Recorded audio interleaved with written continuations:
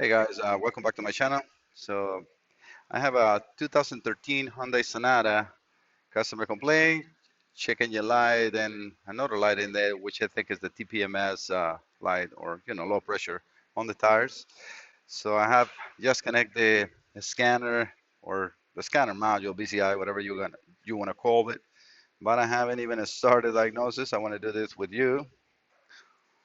All right, so let's see what we got.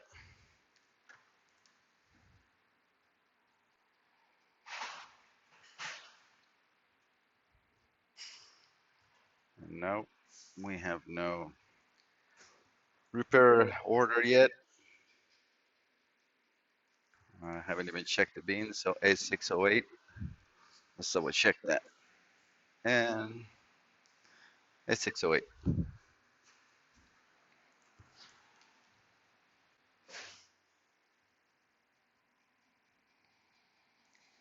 First time I work on this car, so I usually do a full scan, even though it's just a check engine light they're complaining. I want to do a full scan to see if it's anything else that might show up later. And you know how things go, people brings the car to you and then, oh, those lights were never on.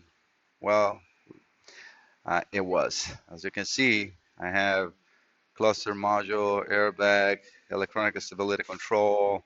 They got faults in it. Doesn't mean that the light is still on.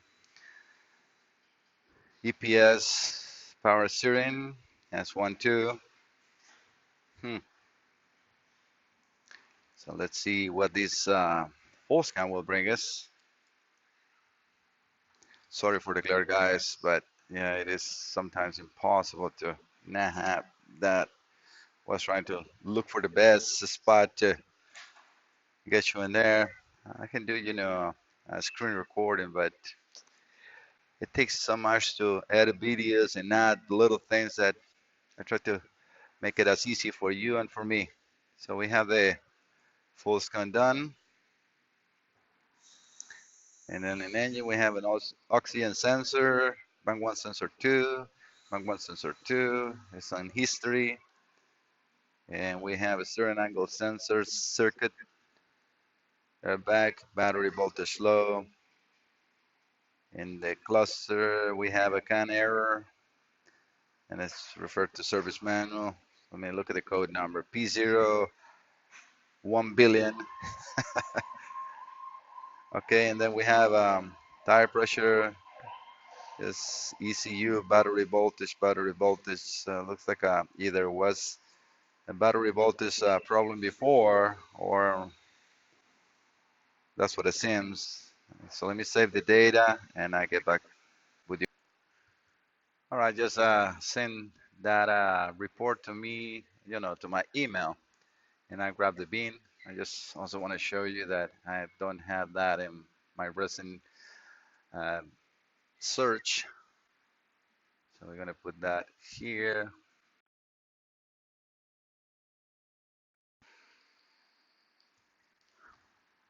Let me see if it's a GL or GLS, which I don't think it will matter of what we're doing. The GL. As you can see, they all have the same bin and also engine. All right, so that's it.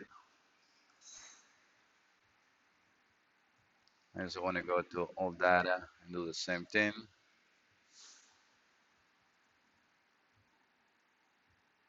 I always do both, see which one gives me a better description. Well, first, what I'm looking for is bank 1 and 2 locations, the PDF in the back. So P0138 and P0140. Let's see, P0138, comma, P0140. And let's see what we come up with. I mean, this is not going to be a hard, hopefully, not a hard repair. Company location. It looks like it's, yeah, bank 1 2, so it's in the downstream O2 sensor. So I'm gonna have to race the car and then go from there. I would like to bookmark if I need to get back to that information. I can just go back to my bookmarks on this car. So it says DTC information for that code. DTC strategy, voltage range check. So most likely it's an open on the heater, right? Or on the bias if that's what we have on that O2 sensor. And then the computer is seeing that it's not moving. So let's go over to first the engine here on the scanner and see what kind of reaction we see from the O2 itself. So we're focusing ourselves on bank one sensor two. We can keep an eye on the battery voltage since we have that. We need actual engine speed,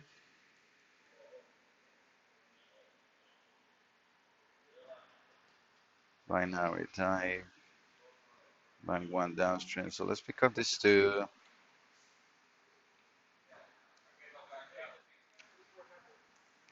Catalyst hidden active. We don't need that.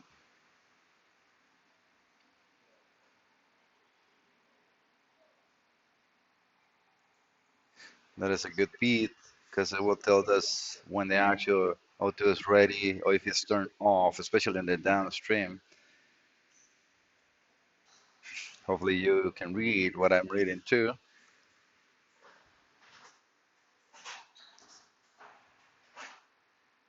It is a lot of beat as well. Always try to diagnose as much as you can from your scanner.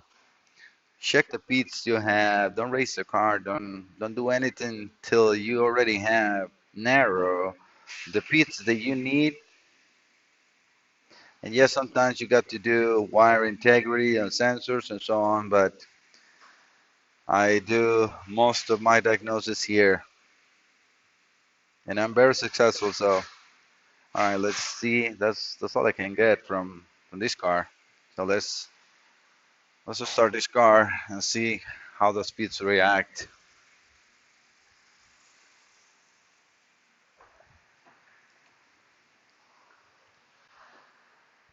The battery isn't 12.2.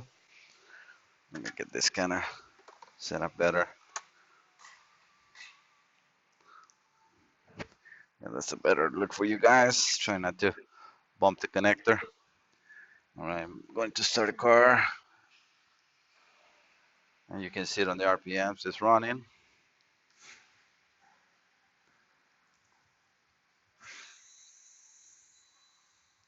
You can see the upstream already went on, and that's what I got that pit in there. I like to see graphics on both. It's gonna take a lot of the space in there. But yeah, now we can see everything. Hmm. Maybe the graphic is not the best because it's not changing greatly. Let's see on that. And that is taking a lot of room. Let's keep that in there. Okay, now the downstream came on, but I still don't see any difference in voltage in anything. Okay, the downstream is actually, they did some changes. You guys see that? It went to like zero point 0.2 to zero point 0.3. I mean, that doesn't mean anything. Let's accelerate the vehicle a little bit.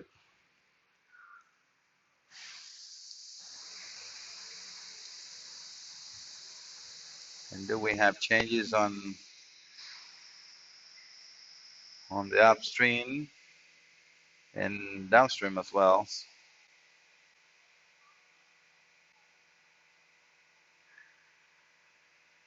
Downstream is a very steady O2 sensor.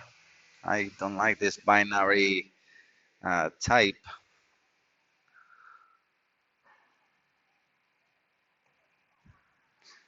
Let me turn that radio. I was hearing something on the background, and it's the radio on. All right, let me turn the car on. I mean off. These values don't change much because the RPM is in zero, the battery voltage, and the car started good. I didn't actually took a look of that.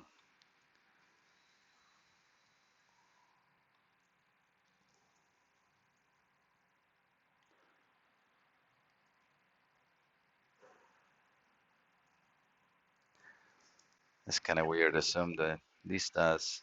Okay, so what I did. All right, let's go to graphic, and I want to see the battery voltage. Probably here, that's the best. Let's not do any zoom. I want to see if it drops too much. Wow, yeah, the battery is taking a big dump when it's starting.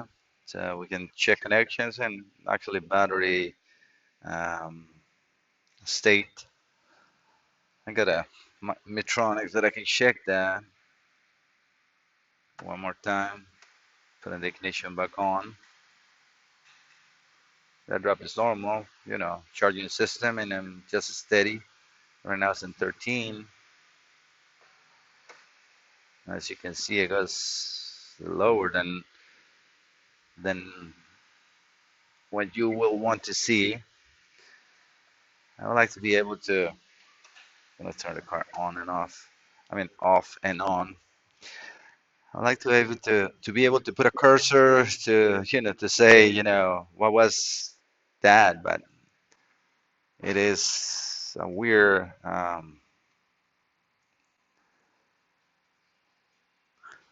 setup without tell. You cannot really interact with set Y. Let me see what it done. Min max. Well, at least I have min max, but I would like to be able to stop that because I am recording. Yeah, well, live because it's really not recording. You cannot really go back to anything that you have seen unless you press record, and then again you cannot move this bit up or down, which is downsides on hotel. I like that on a Snap-on a lot. All right, so let me see what I can see on the OBD2 part as far as voltage on that. All right, I'm back. That was actually really quick. Let's again just select the live data, and my concerns will be battery voltage, RPMs, and O2s.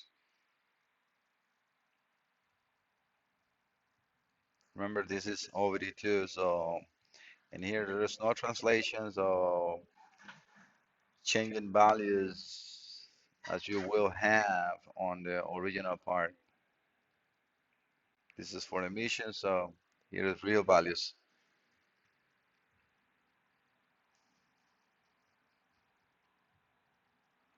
I'm actually impressed to see the amount of pits we got here.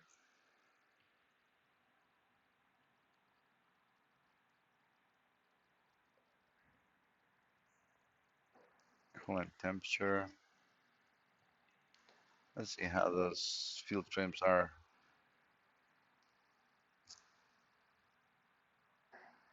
Let's check that too. Oxygen sensor, bang one. That's it. And that's what we have here. Well, the only thing is the second one is just in percentage. Let's see if we can find voltage.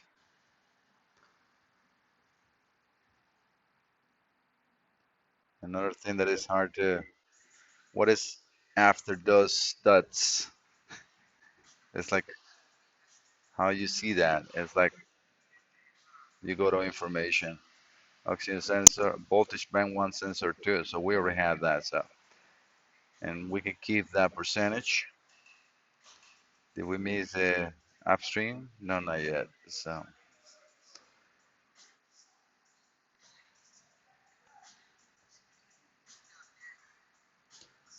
All right, here we have milliamps. So this is a wide band O2,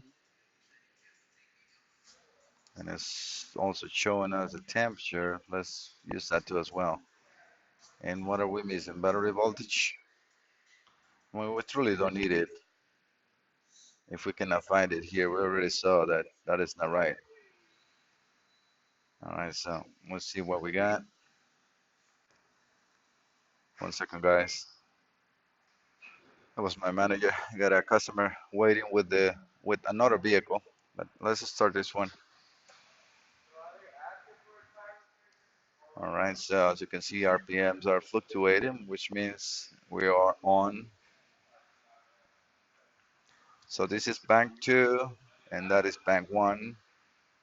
Remember, this is milliamps.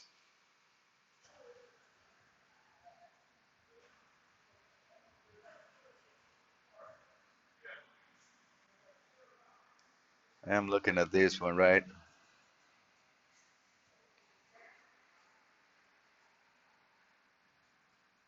Hmm.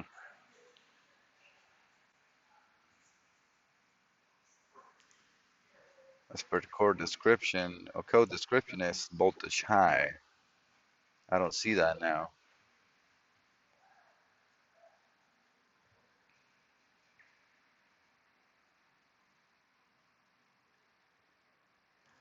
And that can be on the history, and meaning that, and because to set the DTC, it happened. So we can go over to freeze frame and see actual what happened and how it happens. But yeah, right now these O2s are working good. You can see that on the short term and long term is almost zero, and otherwise we wouldn't have that. If you can see also temperature wise is good. So we have even temperature before and after. So we have the readings. So electrically everything is good here. So is the sensor being open up down the road? Yes. And do we need to go down? I mean, why would I? Truly, why would I? This is good enough for me to see that we have everything electrically there. I mean, no matter what, we're gonna replace the sensor, so we're gonna have to lift it and everything. So, and it's always good to see if make sure there is no corrosion. But 2013 with 50,000 miles, it's a clean car. So I doubt it. Let's just give you confidence on what else you really need to do. All right, let's check the freeze frame, and that should be here.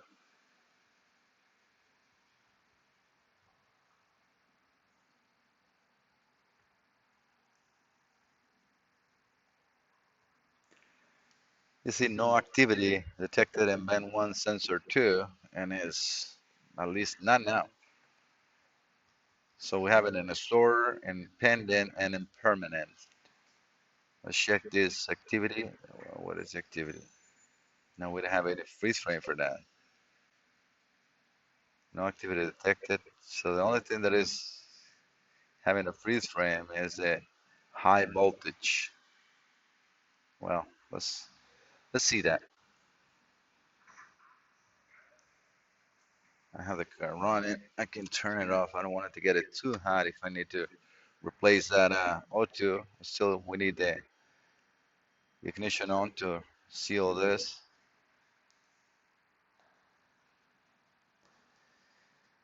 All right, obviously it has to happen in closed loop. Is O2 code. The engine was fairly warm. Short terms were good. Off idle or at idle.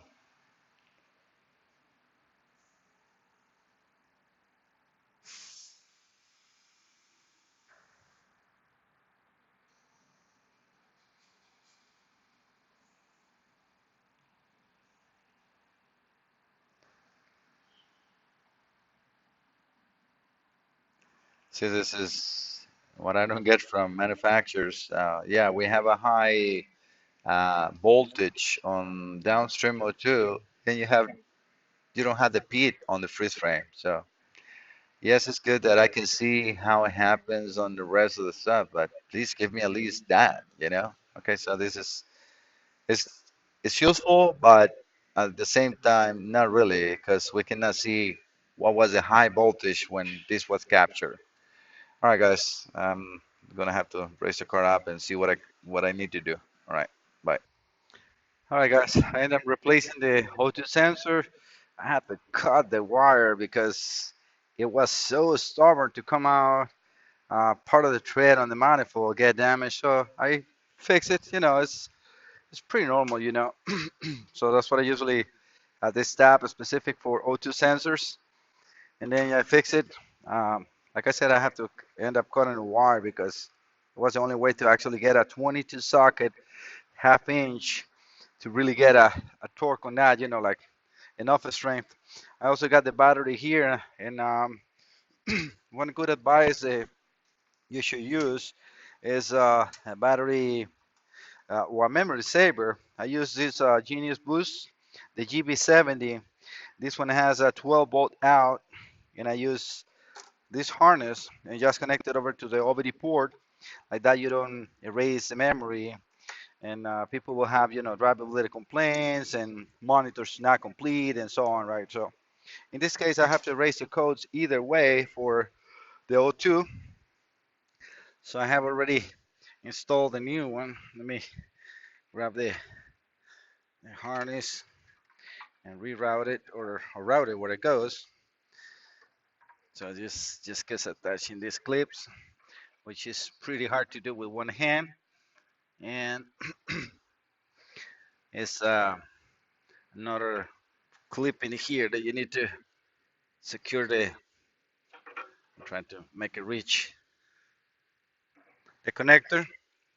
Just clips in there because that's where the harness goes. So that is connected.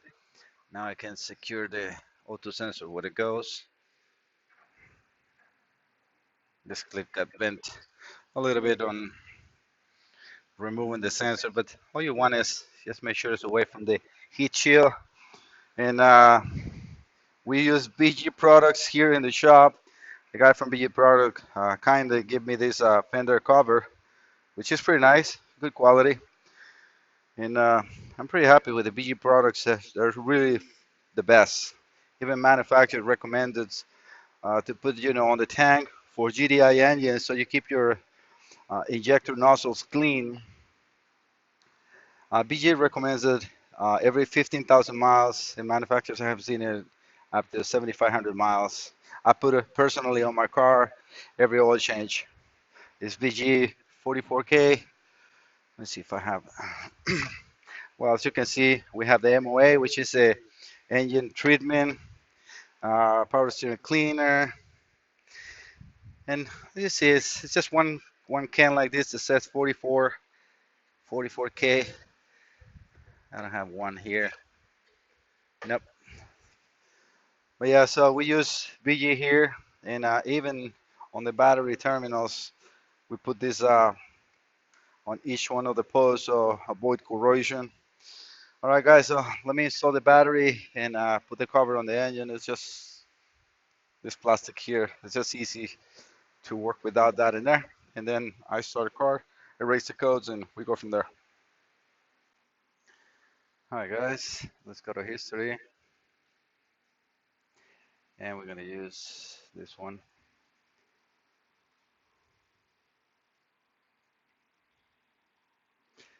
Let me turn the ignition off. As you can see now, the battery is new. I even put not just the pads in there, but also a protection, a spray on the top. So you'll see that the codes are still there.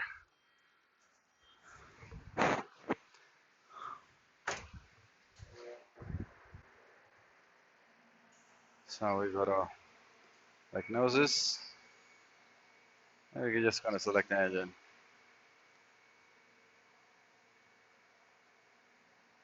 Gonna read codes so you can see the codes are still there.